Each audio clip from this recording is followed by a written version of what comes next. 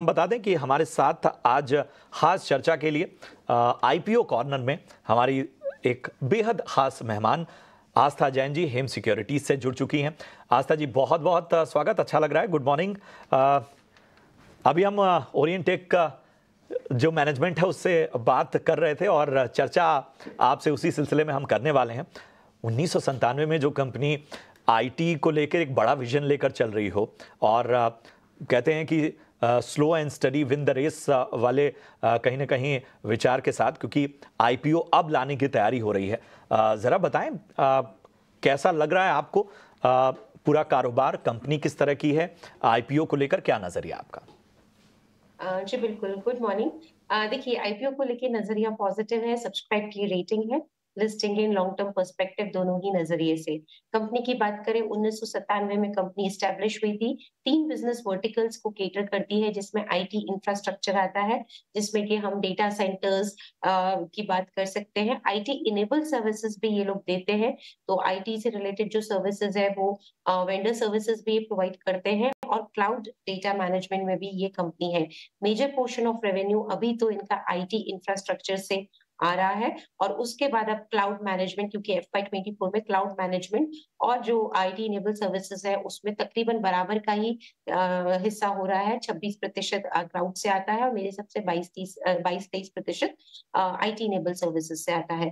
Company की बात करें, पुरानी कंपनी है, लेकिन मुझे ऐसा लगता है कि कंपनी ने जिस तरह से अपनी यहाँ पे फाइनेंशियल परफॉर्मेंस दिखाई है, अच्छी फाइनेंशियल परफॉर्मेंस ऐसे कही जाएगी, स्पेशली रिटर्न रेशियोज काफी स्ट्रांग है। अब जो कंपनी का बेसिकली यहाँ पे देखा जाए तो वो फोकस है डास यानी कि डिवाइस एज अ सर्विसेज।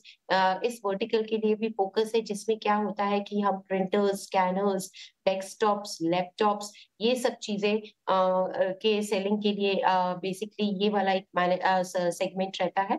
तो कंपनी अब उधर भी पूरा अपना ध्यान यहाँ पे केंद्रित कर रही है। कंपनी का यहाँ पे मार्की क्लाइंट बेस है, क्योंकि जिस तरह की सर्विसेज कंपनी देती है बीएफएसआई, जिसमें बैंकिंग, फाइनेंशियल सर्विसेज और इंश्योरेंस कंपनीज आती हैं, वहां पे कंपनी का मार्की क्लाइंट बेस है, जिसमें मैं एक दो नाम बताना चाहूंगी। ट्रेडफुल सिक्योरिटीज कंपनी की क्लाइंट में आती है। उसके बाद इन्होंने जो यहाँ पे बताया हुआ है वो वसई सहकारी बैंक भी इनके क्लाइंट में आता है। और दूसरी तरफ देखा जाए तो कुछ पीएसयू काउंटर्स भी इनके क्लाइंट में आते हैं, जिसमें कोल इंडिया, मजगांव डॉक की बात की गई है। इनफैक्ट एफएमसीजी कंपनीज या फार्मास्यूटिकल कंपनीज बेसिकली वहां पे ज्योति लैब भी इनके क्लाइंटेल में आते हैं। तो क्लाइंट मजबूत है इनका बेस, काफी जो ये काम कर रहे हैं वो बेहद स्ट्रॉन्ग लगता है।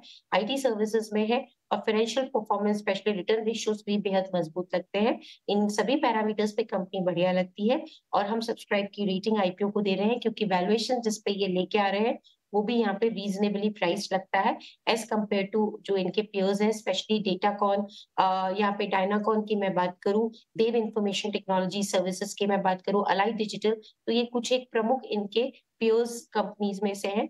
उनके मुकाबले वैल्यूएशन भी यहाँ पे इन्होंने रीजनेबल रखा है। जी बहुत बहुत शुक्रिया आस्था जी पूरी डिटेल एनालिसिस देने के लिए इस आईपीओ पर। तो सब्सक्राइब करने की सलाह यहाँ पे दे दी गई।